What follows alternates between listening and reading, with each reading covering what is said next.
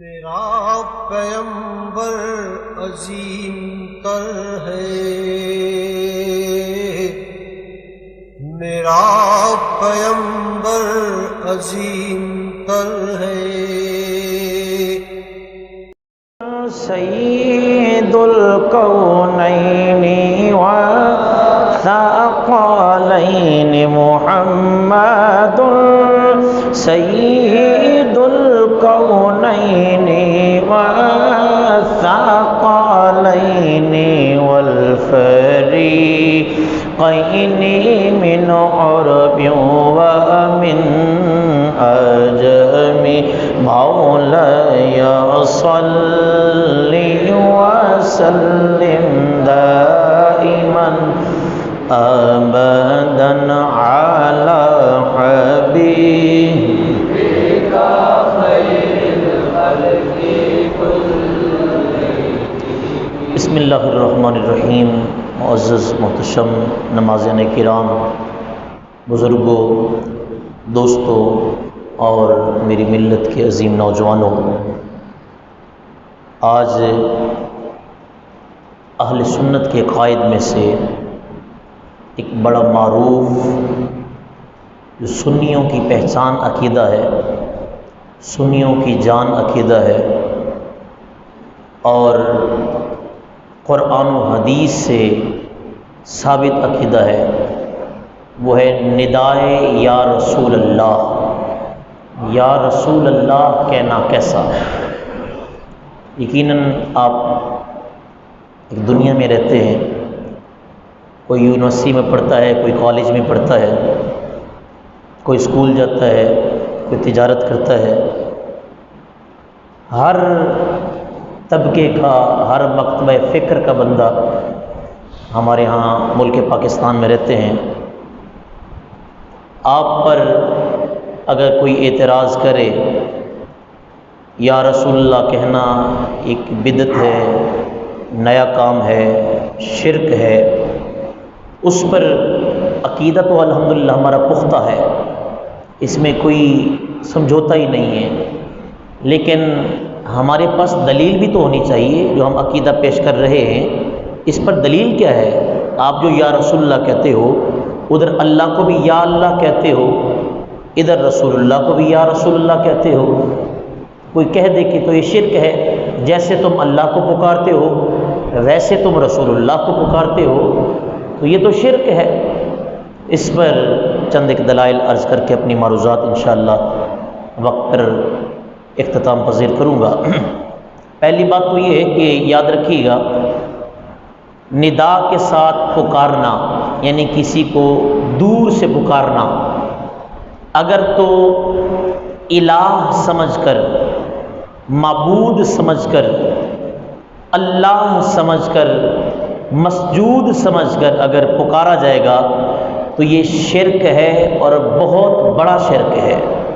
اگر اسے مسجود، معبود سمجھ کر پکارا جائے، اور الحمدللہ ہمارے ہاں ایسا نہیں ہے۔ ہم رسول اللہ کو اگر پکارتے ہیں تو اللہ کا خاص بندہ سمجھ کر، اللہ کا محبوب سمجھ کر، اور اللہ تبارک و تعالیٰ کی دی ہوئی طاقت جو انہیں دی گئی وہ سنتے ہیں، اس طاقت کو مانتے ہوئے کہ میرے رب نے انہیں طاقت دی ہے، جہاں سے بھی انہیں پکارا جائے مصطفیٰ سنتے بھی ہیں اور جواب بھی عطا فرماتے ہیں۔ یہاں پر تو شرک کا جو شائبہ تھا، جو سوچ تھی کہ شرک ہوگا، ایسا نہیں ہے۔ اللہ کو جو پکارا جاتا ہے یا کہہ کر اور یہ نظریہ رکھا جاتا ہے کہ اللہ سنتا ہے، تو اس میں اہل سنت کا نظریہ یہ ہے کہ اللہ تعالیٰ ذاتی طور پر سنتا ہے، اس کو سماعت کسی نے دی نہیں ہے، اس کو سننے کی طاقت کسی نے نہیں دی، بلکہ اس کی اپنی ذاتی ہے، قدیمی ہے، وہ جب سے ہے قیامت تک، اور بلکہ جب تک یہ دنیا ہے، جب تک یہ کائنات ہے، اس کے بعد بھی سب کچھ ختم ہو جائے گا، لیکن اللہ کی نہ سماعت ختم ہو سکتی ہے نہ بصارت ختم ہو سکتی ہے۔ لیکن دوسری اینگل سے دیکھیں تو جو ہم رسول اللہ کو پکارتے ہیں وہ ایک عارضی ہے، ایک دنیا تک ہے، جتنی ایک لیمٹ ہے۔ رسول اللہ کو پکارنا ایک لیمیٹڈ ہے، اور اللہ کو پکارنا ان لمیٹڈ ہے، اس کی کوئی لمٹ، کوئی حد نہیں ہے۔ قرآن پاک، حدیث پاک، سنت صحابہ اور قیاس، یہ چار چیزیں، یہ باتیں سمجھنے والی ہیں۔ ہم جب کوئی مسئلہ نکالتے ہیں سب سے پہلے قرآن پاک کی طرف رجوع کرتے ہیں۔ کوئی بھی مسئلہ نکالیں گے، مجتہد ہوگا، امام ہوگا، مفتی ہوگا، محدث ہوگا، کوئی بھی مسئلہ اخذ کرے گا تو سب سے پہلے وہ قرآن کی طرف رجوع کرے گا۔ اگر قرآن پاک میں ہوا، ویسے تو ہر چیز قرآن پاک میں موجود ہے۔ حضرت عبداللہ ابن عباس کہتے ہیں، فرماتے ہیں کہ اگر میرے اونٹ کی نکیل گم ہو جائے تو میں قرآن سے پوچھوں گا اور قرآن مجھے بتا دے گا کہ عبداللہ تیرے اونٹ کی نکیل وہاں پڑی ہوئی ہے۔ اتنا علم ہے قرآن کے اندر، ہماری عقل نہ تلاش کر سکے، ہماری فہم، دانش سمجھ نہ سکے، تلاش نہ کر سکے، تو پھر حدیث پاک کی طرف رجوع کرتے ہیں۔ حدیث پاک میں نہ ملے تو پھر صحابہ کرام کی زندگیوں میں تلاش کرتے ہیں، اور پھر خدا نہ خاصہ صحابہ کی زندگیوں میں بھی نہیں ملتا کوئی مسئلہ تو پھر ہم قیاس کرتے ہیں، اندازہ کرتے ہیں، ذہن لڑاتے ہیں کہ یہ ہمارے لیے ٹھیک ہے یا غلط ہے، کوئی غلط چیز تو نہیں کر رہے۔ یہ چار چیزیں ہیں، ہمیشہ آپ یاد رکھیں۔ ہم جب بھی مسئلہ نکالیں گے قرآن پاک، حدیث رسول، اجماع امت یعنی صحابہ کرام، اور چوتھے نمبر پر قیاس، اندازہ۔ آئیے میں یہ عقیدہ ہے نداء یا رسول اللہ، یا رسول اللہ کہنا کہاں سے ثابت ہے؟ سب سے پہلے ہم رجوع کریں گے قرآن کریم کی طرف۔ تو قرآن کریم کہتا ہے یا ایھا النبی انا ارسلناک شاہدا ومبشرا ونذیرا۔ اور یہ جب قرآن نازل ہو تب بھی ایسے تھا اور آج بھی ایسے ہے۔ قرآن آج بھی یا نبی کہہ کر پکارتا ہے، یا رسول کہہ کر پکارتا ہے، جیسے قرآن تب نازل ہوا تھا آج بھی ایسے ہے، قیامت تک ایسے رہے گا۔ تو قرآن کا اسلوب ہے، طریقہ ہے کہ اس نے بھی قرآن نبی کو پکارا ہے تو یا نبی کہہ کر پکارا ہے۔ دوسرے نمبر پر کہتے ہیں جب نبی زندہ تھے تب یہ کہا گیا تھا، اب تو نعوذ باللہ نبی نعوذ باللہ فوت ہو گئے ہیں، وصال کر گئے ہیں، ان کے نزدیک نعوذ باللہ مر گئے ہیں۔ یہ مرے ان کے نبی ہیں، ہمارے نبی کل بھی زندہ تھے، آج بھی زندہ ہیں۔ ہم زندہ نبی کو، میرے اعلیٰ حضرت نے کہا تھا تو زندہ ہے واللہ، تو زندہ ہے واللہ، میرے چشم عالم سے چھپ جانے والے۔ ہمارے نبی آج بھی زندہ ہیں۔ قرآن کہتا ہے وَلَا تَقُولُوا لِمَن يُقْتَلُ فِي سَبِيلِ اللَّهِ أَمْوَاتٌ۔ اے لوگو، جو اللہ کی راہ میں مارے جائیں، اللہ کی راہ میں شہید کیے جائیں، انہیں مردہ نہیں کہنا، انہیں مردہ نہیں کہنا، بل احیاء، بلکہ وہ زندہ ہیں۔ گردن کٹ چکی ہے، بازو کٹے پڑے ہیں، سانس بند ہو چکی ہے، لیکن رب کا فرمان ہے چونکہ اس نے اپنی جان دی ہے رب کے نام پر، لیکن انہیں مردہ بھی تم نے نہیں کہنا۔ اور ایک روایت میں کہ مردہ کہنا تو دور کی بات ہے، مردہ گمان بھی نہیں کرنا کہ مر گئے ہیں۔ تو یارو ذرا اندازہ کرو، جس نبی کی برکت سے شہید کو مقام ملے کہ وہ زندہ ہوتا ہے، تو پھر ہمارے نبی کی زندگی کا کیا عالم ہوگا۔ یہ دو دلیلیں میں نے قرآن پاک سے دی۔ اب آئیے حدیث پاک، دوسرا جو ہمارا سبب ہے جس سے ہم مسئلے نکالتے ہیں، حدیث رسول ہے۔ جنگ یمامہ بڑی معروف جنگ ہے۔ اچھا، اسی طریقے سے حضرت ابو دردہ کے حوالے سے روایت ہے، نبی کریم صلی اللہ علیہ وآلہ وسلم نے ارشاد فرمایا صحابہ جمعہ کے دن مجھ پر کثرت سے درود پڑھا کرو، جمعہ کے دن کثرت سے درود و سلام پڑھا کرو۔ یہی وجہ ہے الحمدللہ ہماری اس مسجد میں بڑے عرصے سے یہ سلسلہ جاری ہے، اور بالخصوص ہم جمعے کو دن جو ہے وہ اہتمام کرتے ہیں، لکھواتے ہیں، اور آپ احباب لکھواتے ہیں، اور الحمدللہ لاکھوں کی تعداد میں مصطفیٰ کی بارگاہ میں درود و سلام پیش کیا جاتا ہے۔ یہ صرف اس مسجد کا ہے، آپ اندازہ کریں پوری دنیا میں سرکار کے دیوانے رہتے ہیں، وہ کتنا درود پاک پڑھتے ہوں گے۔ خیر، سرکار نے فرمایا جمعہ کے دن کثرت سے درود پڑھا کرو، اس لیے کہ یوم شہود ہے، تمہارا درود مجھ تک پہنچتا ہے۔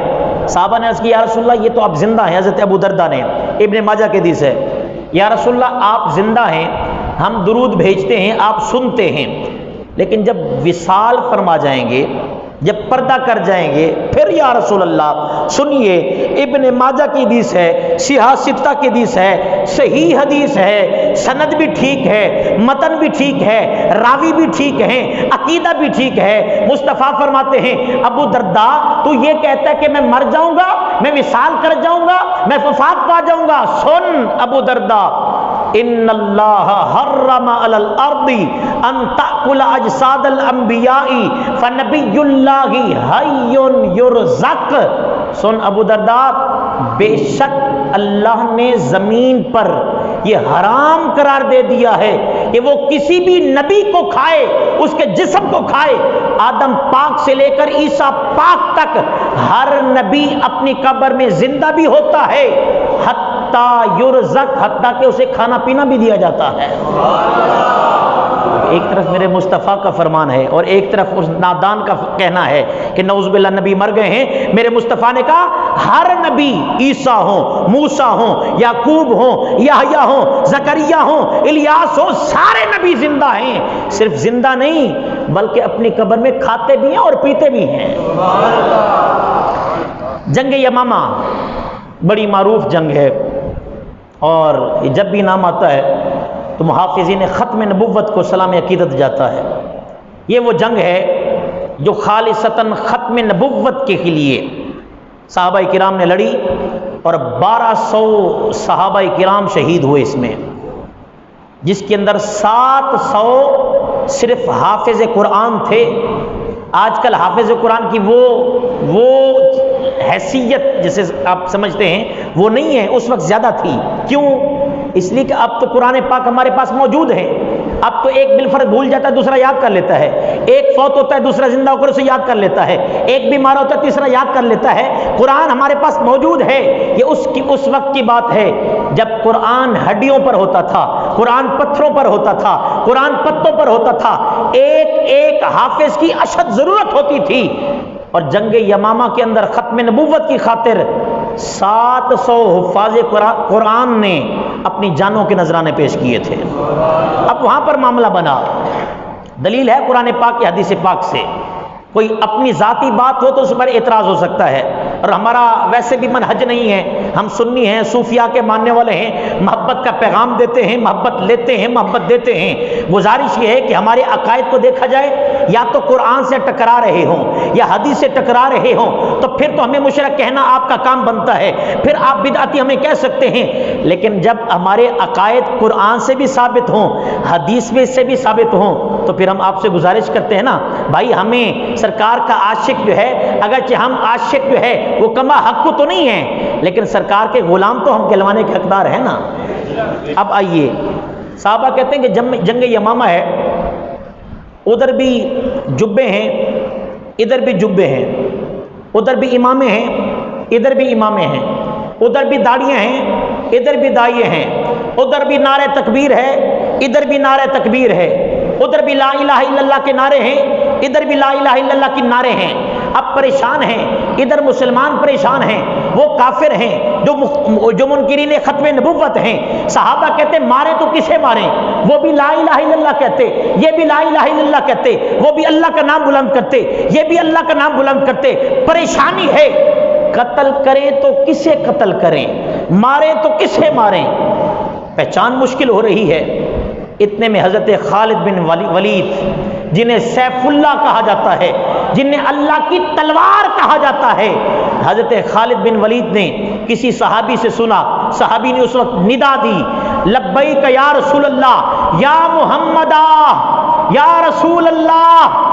جب صحابی نے یہ ندا دی نا یا رسول اللہ، حضرت خالد بن ولید نے فتویٰ دے دیا اور سب کو بلا کر کہہ دیا، اے میرے صحابہ، اے میرے پیر بھائیوں، اے سرکار کے غلاموں، یاد رکھو جو یا رسول اللہ کا نعرہ لگائے اسے زندہ چھوڑ دو، جو یا رسول اللہ نہ کہے اسے اس کا سر تن سے جدا کر دو۔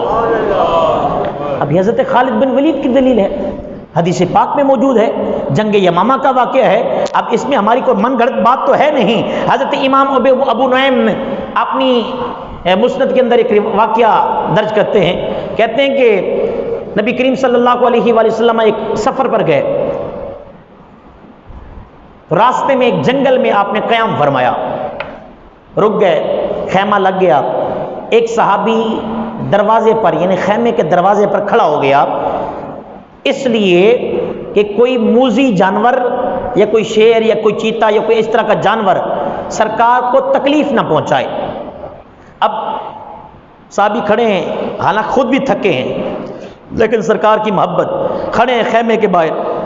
صحابی کہتے ہیں، امام نعیم نے لکھا ہے اپنی کتاب کے اندر، کہتے ہیں کہ ایک درخت جو ہے نا وہ چلا جنگل سے چل کر سرکار کے خیمے کے باہر آ کر رکا اور اس نے کہا السلام علیکہ یا رسول اللہ، السلام علیکہ یا رسول اللہ۔ درخت کھڑے ہو کر مصطفیٰ کی بارگاہ میں سلام عرض کرتا ہے۔ صحابی کہتے ہیں میں پریشان بھی ہوں، حیران بھی ہوں۔ پریشان اس لیے ہوں کہ درخت ہے، کوئی جان نہیں ہے، ٹانگیں نہیں ہے، دل دماغ زبان نہیں ہے، لیکن درخت آ کر مصطفیٰ کی بارگاہ میں سلام عقیدت پیش کر رہا ہے۔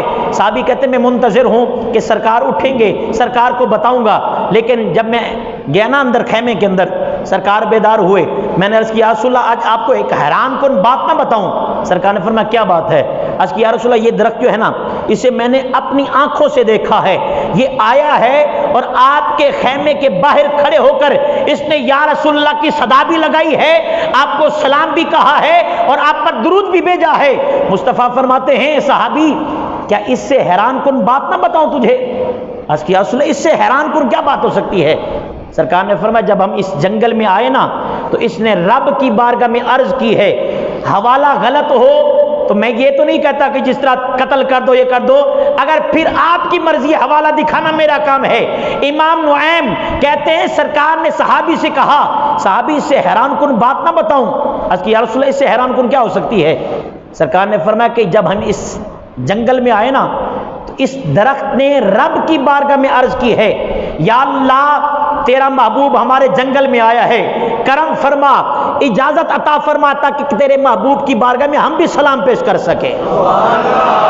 یار وہ درخت ہے، وہ سلام یا رسول اللہ کہہ کر پکارتے، اس پر کوئی شرک کا فتویٰ نہیں ہے، ہم سرکار کے غلام ہیں، ہم سرکار کو یا رسول اللہ کہتے تھے، پھر کیسے شرک ہو سکتا ہے؟ آخری دلیل اور اس کے بعد بات ختم۔ حضرت مولانا روم کھریپڑ شریف والے آستانے کے بڑے محبوب پیر جو ہیں، حضرت مولانا روم نے لکھا ہے کہ ایک بڑھیا تھی، اس کی عادت تھی کہ جب وہ ڈرتی تھی نا یا رسول اللہ کہتی۔ ہمارے یہاں نا کہ ہم ڈرتے ہیں تو والد کو پکارتے ہیں، کوئی ماں کو پکارتا ہے، کوئی طرح طرح کی آوازیں نکالتے ہیں جب ڈرتا ہے کوئی۔ وہ بڑھیا جو تھی مولانا روم کہتے ہیں کہ اس کی عادت تھی جب اس نے ڈرنا نا یا رسول اللہ اس نے کہنا۔ جب وہ مر گئی نا تو اس کے 4 بھتیجے تھے، چاروں بھتیجوں نے اسے ایک ہی رات میں ایک ہی وقت میں خواب میں دیکھا اور کہا پھپھو سنا تیرے ساتھ اللہ نے کیا معاملہ کیا ہے، اللہ نے تجھے بخشا کہ نہیں بخشا، قبر میں کیا بنا ہے؟ کہا بھتیجے تم نے مجھے قبر کے اندر چھوڑا اور کالی اندھیری قبر تھی، تم چھوڑ کر چلے گئے، میں تمہیں پکارتی رہی، تم نے میری بات نہ سنی۔ مولانا روم لکھتے ہیں میں پکارتی رہی، تم چلے گئے، تم نے میری بات نہ سنی۔ تمہارا جانا تھا کہ 2 عجیب و غریب ڈرونی شکلوں والے نکیرین منکر نکیر، 2 عجیب و غریب ڈرونی شکلوں والے جن کے ناخن لمبے تھے، دانت لمبے تھے، آنکھیں دھنسی ہوئی تھی، ڈرونی شکلیں تھی۔ اب وہ سامنے آئے، آگے سے نے بھتیجے نے پوچھا پھر پھوپھو؟ اس نے کہا بھتیجا کیا ہونا تھا، تجھے پتا ہے کہ جب میں دنیا میں ہوتی تھی ڈرتی تھی تو میں یا رسول اللہ کہا کرتی تھی، جب میں نے ان کو دیکھا ڈرونی شکلیں ہیں، میں نے یا رسول اللہ کہہ کر اپنے ہاتھ آنکھوں پر لگائے، یا رسول اللہ کہنے کے بعد ہاتھ اٹھائے، وہ ڈرونی شکلیں بھاگ چکی تھی، محمد تشریف لا چکے تھے۔ یا رسول اللہ کہنے کے یہ فوائد ہیں۔ کسی نے کہا تھا کہ شروع سے ہے اس امت کا نعرہ یا رسول اللہ، بڑی تحقیق سے ہم نے پکارا یا رسول اللہ، اور صحیح مسلم میں لکھا ہے صحابہ نے لگایا تھا مدینے کے گلی کوچوں میں نعرہ یا رسول اللہ۔ ابن عمر کا سن ہوا تھا پاؤں جب دور طیبہ سے مدد کے واسطے تھا، پھر پکارا یا رسول اللہ، اور قسم اللہ کی آقا مدینے سن رہے ہوں گے، قسم اللہ کی، آقا مدینے سن رہے ہوں گے، ذرا تم بھی لگا دو مل کے نعرہ، نعرہ رسالت۔